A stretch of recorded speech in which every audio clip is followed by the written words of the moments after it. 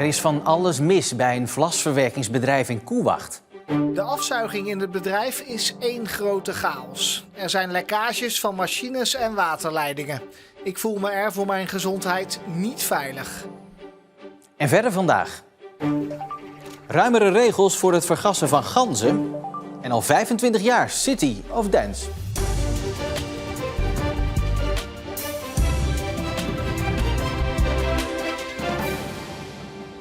Goedenavond. Ernstige misstanden, onveilige werkomstandigheden en risico's voor de gezondheid van medewerkers en de omgeving. De SP in Terneuzen maakt zich flinke zorgen over de werkomstandigheden bij het bedrijf Linex Pro Grass in Koewacht. Het zou een bende zijn en de inspecties zouden aan hun laars worden gelapt.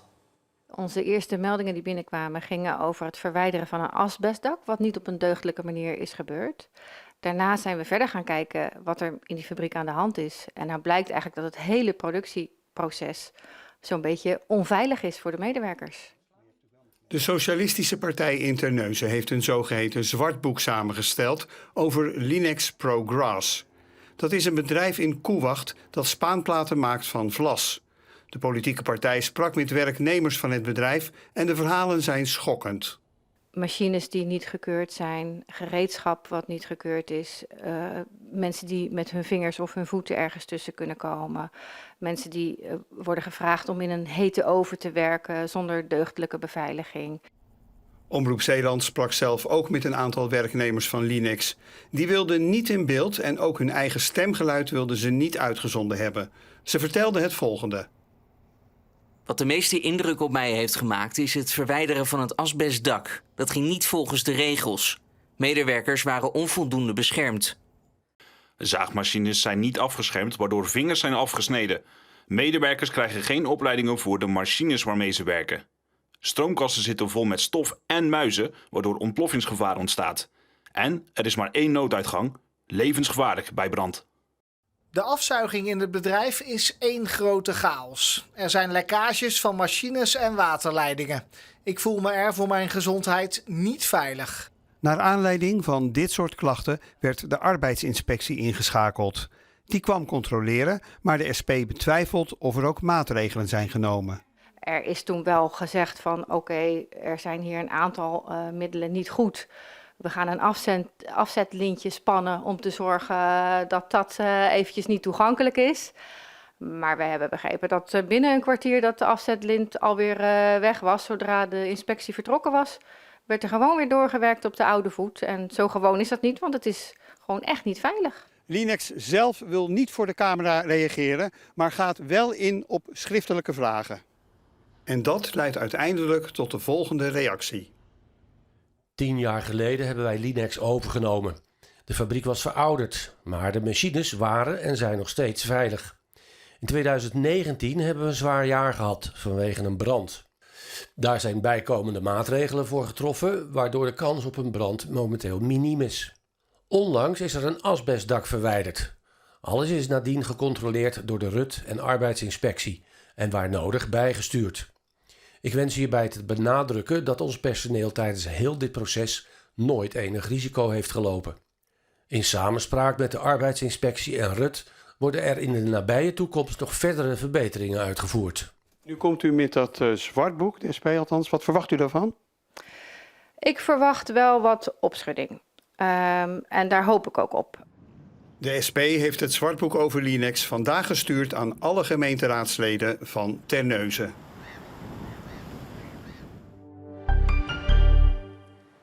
Het terrein voor het station in Goes gaat op de schop. Het moet veiliger worden en groener. Volgens de gemeente schort het nu aan voldoende ruimte om je fiets te stallen, is er geen logische route naar het centrum en is de oversteekplaats zelfs ronduit gevaarlijk. Het moet allemaal aangepakt worden. En in het najaar neemt de gemeenteraad daarover het besluit.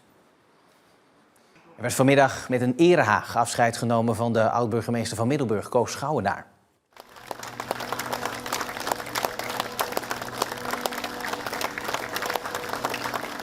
Schouwenaar leed de afgelopen jaren aan Alzheimer. Hij is 78 jaar geworden.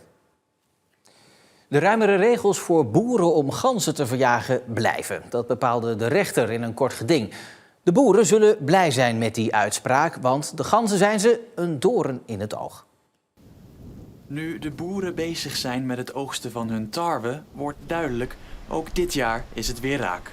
Ganzen vertrappen de gewassen of ze eten ze op. Nou ja, elk jaar heb je daar toch wel behoorlijk wat schade van. En dat loopt best wel in de papieren. Dus in die zin is dat natuurlijk, ben je ze best wel beu. Op dit weiland in Nieuwvliet komen de ganzen van een nabijgelegen natuurgebied. Ze eten het gras op dat eigenlijk bedoeld is voor de koeien. En dan moet je helemaal opnieuw starten met opnieuw inzaaien. En soms lukt dat goed en soms lukt dat slecht. En dit jaar is hij goed te sjaak, net als vorig jaar. Nou, ik woon hier nu 26 jaar en het speelt ook al 26 jaar.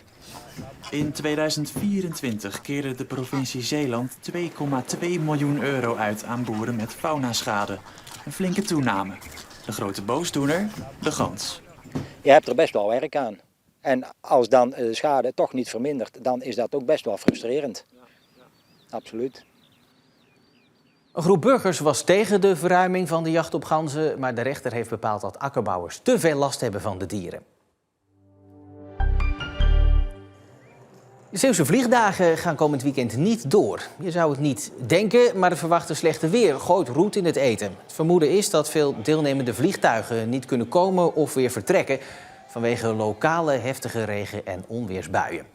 Tijdens de vliegdagen op vliegveld Midden-Zeeland is normaal gesproken van alles te doen wat met luchtvaart te maken heeft. Er zijn dan demonstraties, rondvluchten en vliegshows.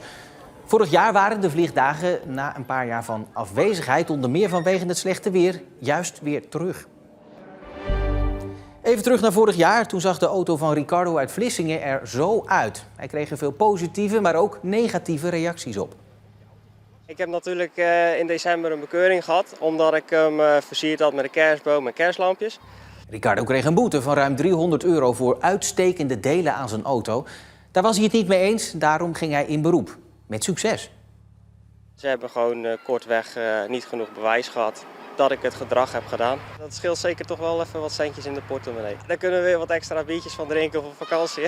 Ja. Dit jaar versiert Ricardo zijn auto weer, maar pakt hij het wel net wat anders aan. Alleen dan gaat hij niet meer de weg op, want ja, het is toch wel wat gedoe geweest. Dus ik denk dat hij dan lekker op de oprit gaat blijven staan. Kan je dan niet beter gewoon het huis versieren of een boom versieren in je tuin? Ja, dat gaat ook zeker gebeuren. Maar de auto, dat is nou toch wel afgelopen jaar een dingetje geworden. Dus dat moet komend jaar ook wel weer gebeuren, ja. Hoe komt Ricardo dan op zijn werk? Nou, daar heeft hij gelukkig dan een andere auto voor. Al 25 jaar is het een vaste waarde op de evenementenagenda van Middelburg en op die van de vervente festivalganger, City of Dance. Dit jaar dus een jubileumeditie met natuurlijk de vertrouwde ingrediënten. Gezelligheid en heel veel verschillende muziekstijlen verdeeld over meerdere podia. Ze zijn allemaal favoriet. Nee, nou eentje ietsje minder, dat mag ik ook wel toegeven, maar het is wel een van de drukste. Oh, en welke is ietsje minder? Hardstyle. Ding, ding, ding, ding, ding, ding. Vol overgave is Martin al 25 jaar bezig met zijn kindje, City of Dance. Ooit begon het met een parade door het centrum van Middelburg en een eindfeest op Hof van Tangen. Maar daar kwam in 2015 een einde aan.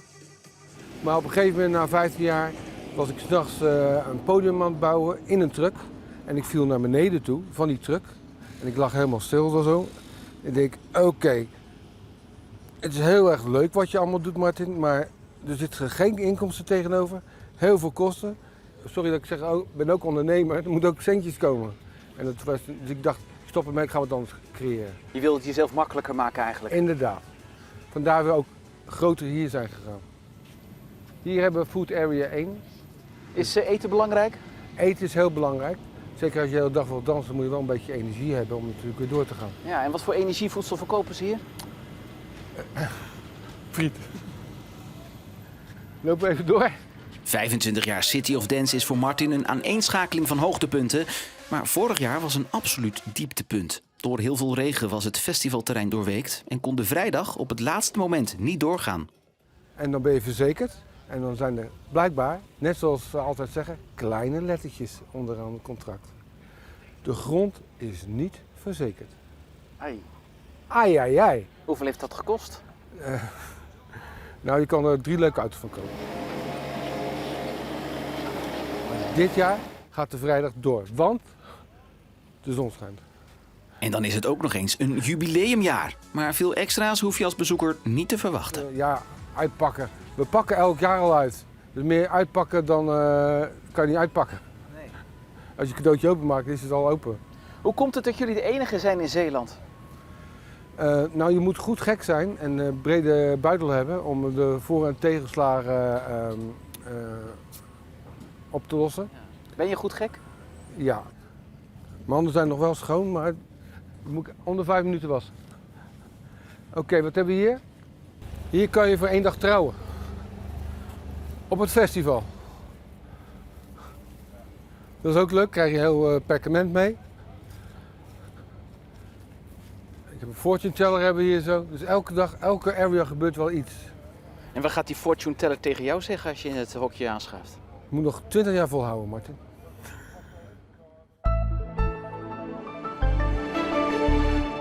Het was zomers en drukkend warm vandaag met maximale temperaturen van 26 tot 28 graden. Er was ook wel wat bewolking, maar vooral ruimte voor de zon. Morgen nog ietsje warmer, 29 à 30 graden. Eerst dan dus geregeld zon, maar later is er dan dus ook kans op onweersbuien. De reden dat de vliegdagen niet doorgaan. En zondag wordt het al wat minder warm en wisselvalliger weer. En dan is vandaag bekend geworden met welk nummer de Zeeuwse delegatie mee gaat doen aan het Regio Songfestival.